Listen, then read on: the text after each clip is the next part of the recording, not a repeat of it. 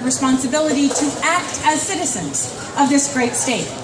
So we stand here today, the heirs of the forethought and the optimism and the conviction of history, and the creators of tomorrow's society, full of promise and rich in opportunity. In other words, we stand here today where we stand every day, between the past and the future. So, caught here, as always, between the past and the future, it seems appropriate for us to consider a bit what we are about here. And most importantly, I will argue, who we are about here.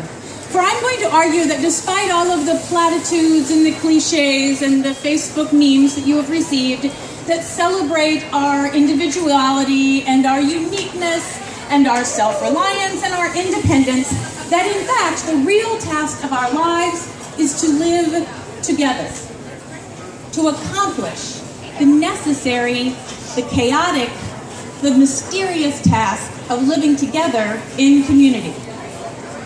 We are surrounded daily, always, by other people.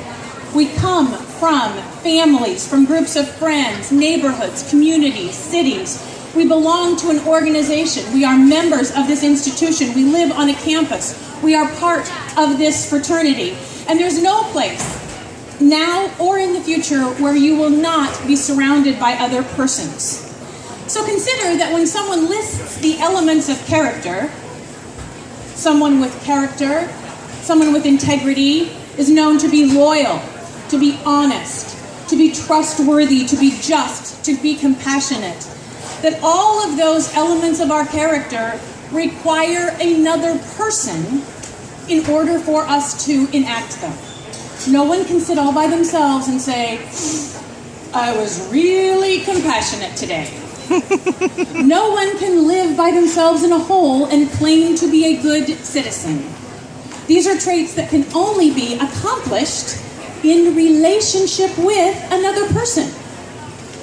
Those elements of your character require you to be connected to someone else, and more than just connected, in relationships with someone else. I worry that we stress too much the independence and the individuality. That's easy. What's hard? Dependence.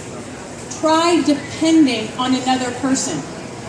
If you've ever been a part of a small group activity or assignment in class, you know how difficult that is. Even more difficult?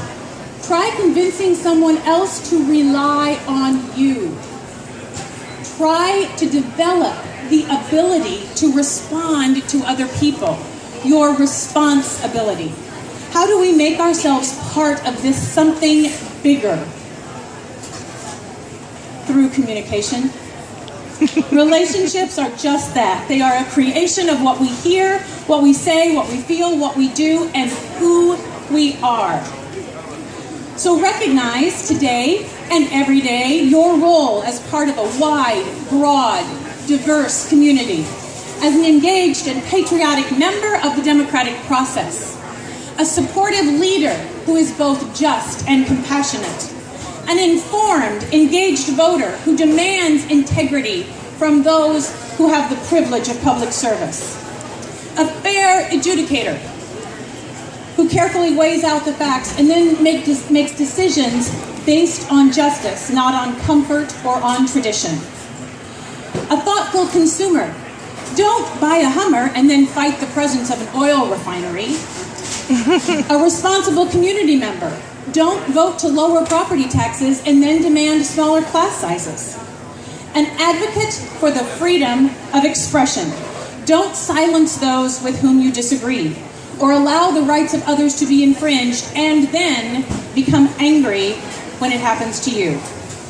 Acknowledge today and every day the profound impact that others have had on us in the past and the sacred influence that we will have on others into the future. Woo!